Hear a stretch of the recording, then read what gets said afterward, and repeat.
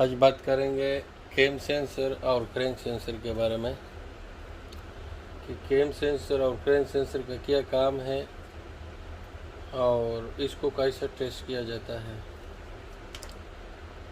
तो आज हमारे पास है निसान गाड़ी का 3 वायर का सेंसर। ये 3 वायर का सेंसर है और एक है टोयोटा गाड़ी का क्रैंक सेंसर।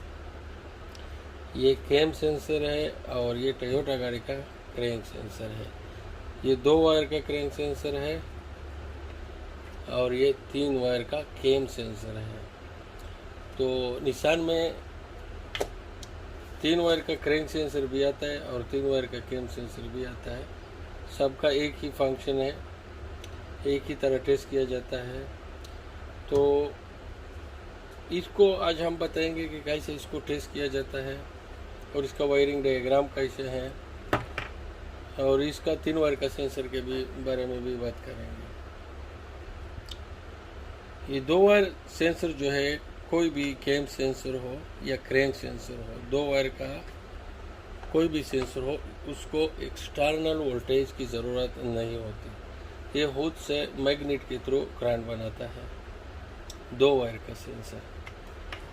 जो 3 वायर का सेंसर होता है उसको वायर की पॉजिटिव ग्राउंड की ज़रूरत होती है।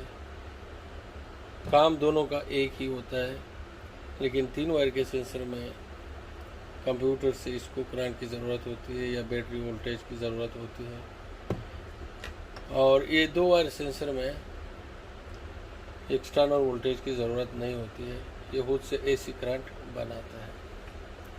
तो बेसिक इसका जो काम है वो है कंप्यूटर को सिग्नल देना, और जो मेन काम इसका है, इसको टाइमिंग, कंप्यूटर को टाइमिंग बताना। ये टाइमिंग का काम करता है कि अभी cylinder 1 for example 4 cylinder engine है, 1342 इसका फायरिंग ऑर्डर है। तो इसी हिसाब से ये कंप्यूटर को सिग्नल भेजता है कि अभी 1 के ऊपर है, 2 के ऊपर है, 3 के ऊपर है। अभी इसको पेट्रोल उसी हिसाब से और उसका जो स्पार्क प्लग का करंट है उसी हिसाब से दे देता है। कंप्यूटर को सिर्फ ये इन्फॉर्मेशन देता है कि टाइमिंग कहाँ पे है। ये दोनों सेंसर का यही काम है, मेन काम उसका टाइमिंग बताना है ये सेंसर का। तो सबसे पहले ये 3 वायर का सेंसर टेस्ट करते हैं। इसका जो पहला वाला वायर है ये भी पॉजिटिव है, जो इग्निशन स्विच के साथ करंट आता है। जो दूसरा वाला वायर है रेड पिच वाला, पिन नंबर 2, ये सिग्नल वायर होता है, ये कंप्यूटर को सिग्नल भेजता है। और ये पिन 3 ग्राउंड है। तो इसको मल्टीमीटर के ज़रिए हम बहुत आसानी के साथ टेस्ट कर सकते हैं।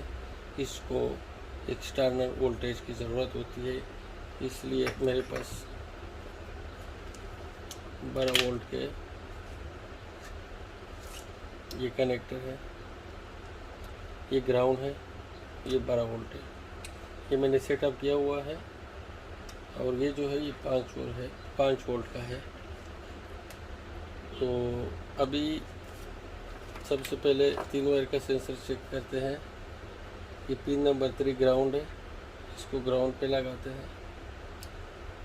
और जो पिन 1 है वाइट, इसको पॉजिटिव पे लगा देते हैं। ओके, तो इसका टेस्टिंग का बहुत आसान तरीका है। ये सिग्नल वायर है। तो अब ये जो मल्टीमीटर है, ये कनेक्टर के थ्रू इसको नेगेटिव के साथ फिक्स करते हैं। और ये सिग्नल वायर के साथ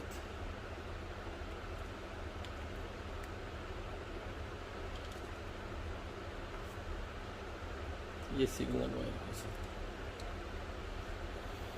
और इसको सेट करते हैं 20 वोल्ट के ऊपर, 20 वोल्ट रेंज के ऊपर सेट करते हैं। अभी कोई भी मेटल का, ये चाकू हो गया, कोई भी मेटल हो गया,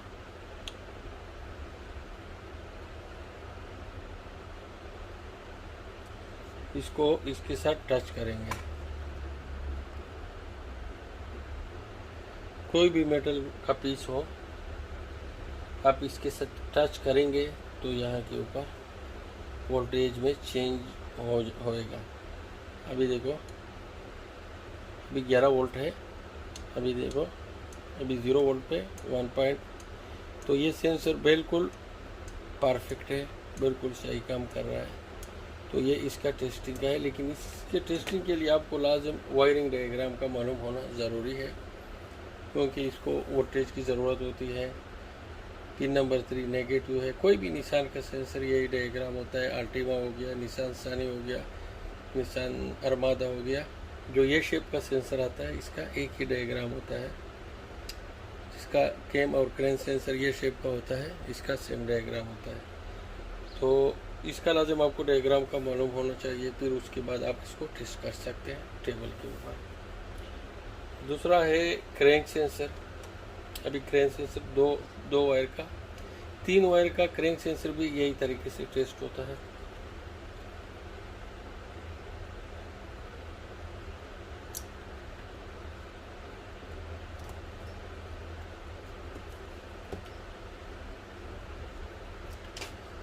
अभी 2 वायर का क्रैंक सेंसर, इसको कोई एक्सटर्नल वोल्टेज की ज़रूरत नहीं होती, ये खुद से करंट बनाता है, एसी करंट बनाता है।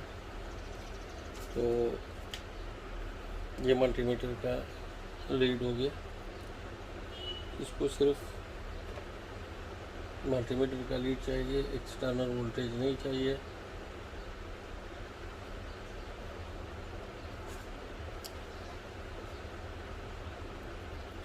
तो इसका जो बेसिक काम है वो तो कैम और क्रैंक सेंसर का कंप्यूटर को करेक्ट सिग्नल देना है कि बैंक 1 कहाँ पे है पिस्टन, बैंक 2 कहाँ पे पिस्टन है। कंप्यूटर उसको रीड करके उसी हिसाब से फ्यूल प्रोवाइड करता है।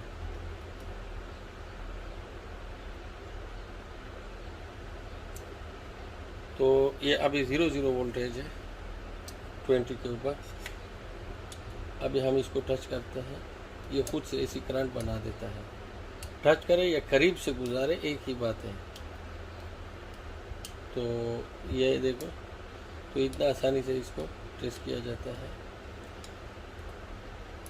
तो ये दोनों सेंसर बिल्कुल सही है, बिल्कुल सही काम कर रहा है। इसको कोई वायरिंग डायग्राम की ज़रूरत नहीं है।